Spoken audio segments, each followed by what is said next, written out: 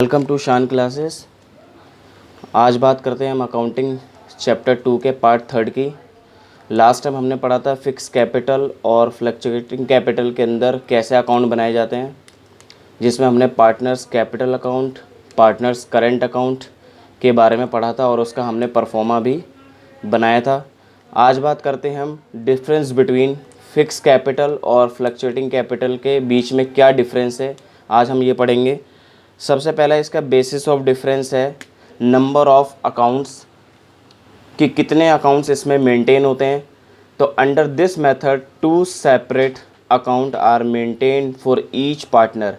कह रहा है फिक्स कैपिटल अकाउंट के अंदर 2 सेपरेट अकाउंट बनाए जाते हैं हर एक पार्टनर के लिए, जैसे कैपिटल अकाउंट और करेंट अकाउंट। दूसरी तरफ बात करें फ्लक्चुएटिंग कैपिटल अकाउंट की, तो each partner has 1 account. Her partners का एक सिंगल अकाउंट बनाया जाता है, डैट इज़ कैपिटल अकाउंट।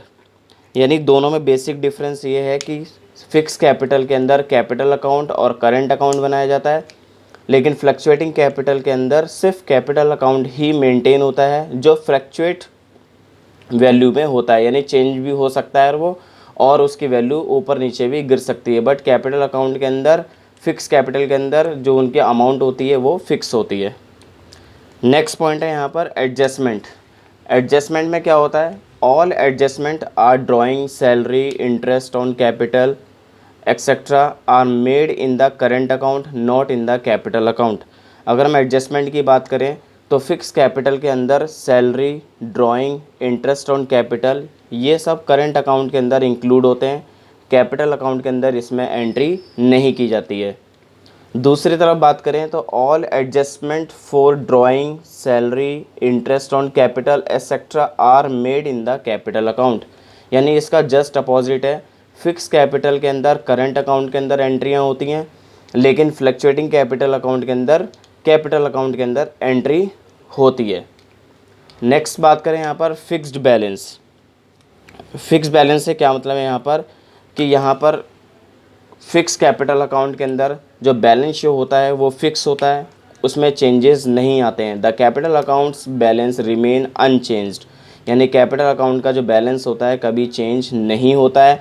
अगर दूसरी तरफ बात करें तो the balance of capital account fluctuate year two year, यानी कि फ्लक्चुएटिंग कैपिटल अकाउंट के अंदर बैलेंस चेंज होता रहता है साल से साल तक, यानी कि हर साल चेंज होता रहता है।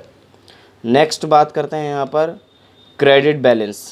क्रेडिट बैलेंस में क्या होता है, फिक्स कैपिटल के अंदर the capital account show only credit balance, यानी the capital account show only credit balance, यानी कि फिक्स कैपिटल अकाउंट के अंदर सिर्फ क्रेडिट बैलेंस ही शो होता है। लेकिन फ्लक्चुएटिंग कैपिटल अकाउंट के अंदर बात करें तो यहाँ पर द कैपिटल अकाउंट शो में समटाइम्स डेबिट बैलेंस, यानी कि कैपिटल अकाउंट के अंदर कभी कभी डेबिट बैलेंस भी शो हो सकता है। एक बार और देखते हैं इसका डिफरेंस क्या है। फिक्स कैपिटल अकाउंट के अंदर क्या होता है, यहाँ पर जितने भी अकाउंट मेंटेन होते हैं पार्टनर्स के लिए वो लिमिटेड होते हैं और 2 सेपरेट अकाउंट बनाए जाते हैं, एक कैपिटल अकाउंट होता है और एक करेंट अकाउंट होता है।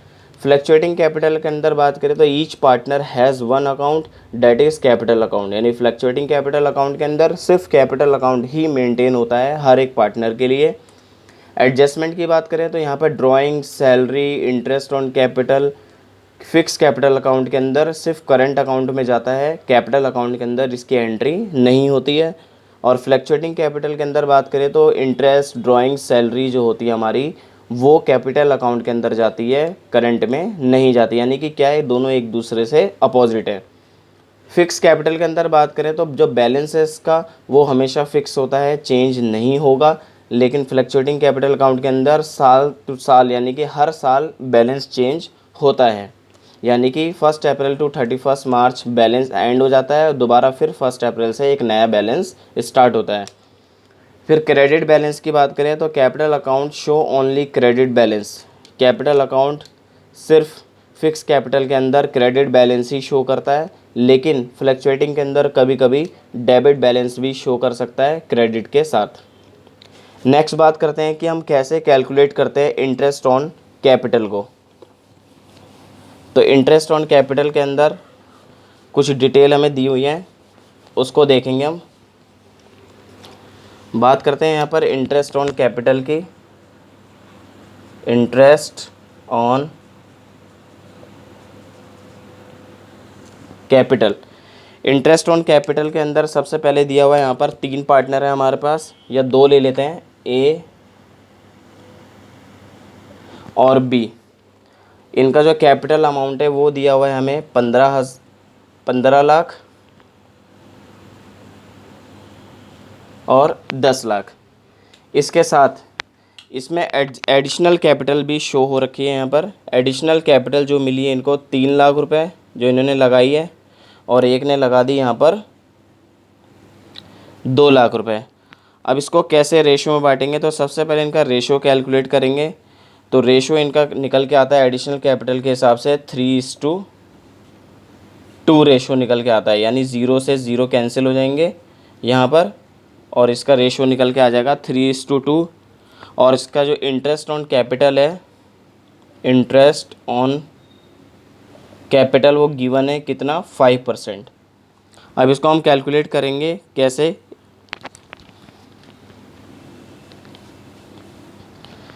सबसे पहले ए का देखेंगे हम यहाँ पर। ए ने सबसे पहले लगाए 15 लाख रुपए। 15 लाख लगाने पर उसका इंटरेस्ट जो है वो 5% है, यानी 5/100, यानी कि पहला इसका आ गया 75,000 इंटरेस्ट। इसके बात करें बी की, बी ने लगाए अपने 10 लाख रुपए। इनका जो इंटरेस्ट ऑन कैपिटल बना वो बना 5%,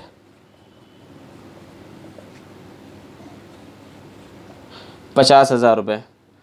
अब बात करते हैं एडिशनल कैपिटल की। तो एडिशनल कैपिटल में इसने कितना लगाया, ए ने एडिशनल लगाया इसने 3 लाख रुपए, जिसका 5% इंटू कब लगाया इसने, 1 जुलाई को। तो 1 जुलाई का मतलब हो गया यहाँ पर जनवरी, फरवरी, मार्च, अप्रैल, मई, जून, ये 6 मंथ इसके निकल गए। इसने लगाया जुलाई से, तो जुलाई, अगस्त, सितंबर, अक्टूबर, नवंबर और दिसंबर, यानी कि 1 2 3 4 5 6। तो इसने 6 मंथ का इसको इसमें इंटरेस्ट दिया जाएगा, यानी 6/12, यानी कि इसे 7,500 रुपये इसमें इंटरेस्ट मिलेगा। बी की बात करें तो बी ने लगाए 2 लाख रुपए। 2 लाख रुपए के हिसाब से उसका इंटरेस्ट जो बना वो 5%, और इसका भी क्या होगा 6/12, क्योंकि इसने भी जुलाई में ही इसको पे किया, यानी कि कैपिटल अपनी कंपनी के अंदर लगाई। 6 2 ज़ा 12, इसको कैंसिल करेंगे, 2 10 ज़ा 20, ये आ गया आपका 10 5 ज़ा 50, यानी कि 5,000 रुपये। यानी कि एडिशनल इंटरेस्ट ऑन कैपिटल जो दोनों का मिला है वो 7,500 रुपये ए को मिला है, और 5,000 रुपये मिला है यहाँ पर बी को। यानी कि टोटल इंटरेस्ट ऑन कैपिटल अब इनका कितना हो गया, तो 75,000 प्लस ए का एडिशनल इंटरेस्ट ऑन कैपिटल 7,500, यानी ये हो गया आपका 82,500 जो इसका इंटरेस्ट ऑन कैपिटल टोटल आ गया कंपनी में। और बी की बात करें तो बी ने पहले 50,000 गेन करे इंटरेस्ट ऑन कैपिटल में, और बाद में 5,000 एडिशनल कैपिटल से, तो यानी कि इसके पास आ गया 55,000। ये है दोनों का इंटरेस्ट ऑन कैपिटल जो हम इस तरीके से कैलकुलेट करते हैं। नेक्स्ट बात करते हैं इंटरेस्ट ऑन ड्राइंग की।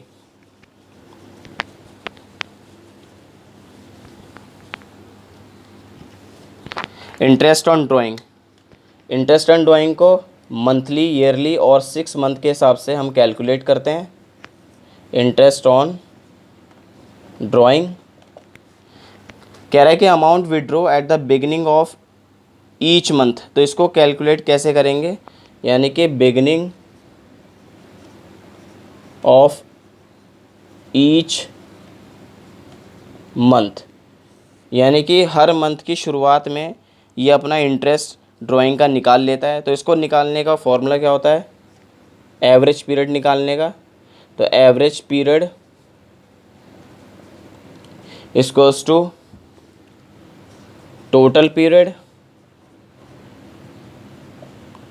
प्लस 1 अपॉन में 2, यानी कि इसका आ जाएगा 12 प्लस 1 अपॉन में 2, 13 अपॉन में 2, यानी कि इसका आंसर आ जाएगा 6/2, यानी 6.5% इसको इंटरेस्ट ऑन ड्राइंग यहाँ पर मिलेगा महीने का।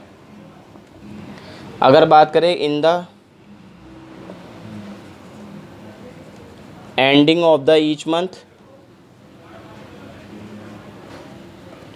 एंडिंग ऑफ ईच मंथ, तो इसमें एंड में क्या रूल बनेगा एवरेज पीरियड का, 12 माइनस 1 अपॉन में 2, यानी कि टोटल पीरियड माइनस 1 अपॉन में 2, इसका बिगिनिंग का जस्ट अपोजिट एंडिंग होगा, तो 12 माइनस 1 11 अपॉन में 2, तो इसका आ जाएगा आपका 5/1/2, यानी कि 5.5 मंथ के बेस पे इसको इंटरेस्ट ऑन ड्राइंग दिया जाएगा। फिर बात करते हैं next, in the middle of the each month,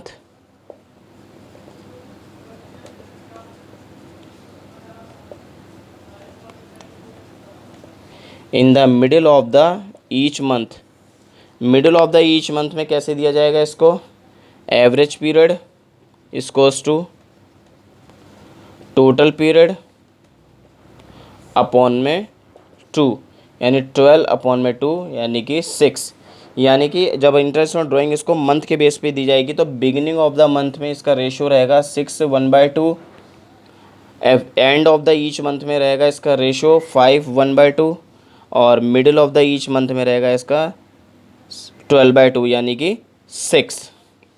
next पढ़ेंगे इसके न्यूमेरिकल नेक्स्ट पार्ट में, पार्ट 4 में। Thank you.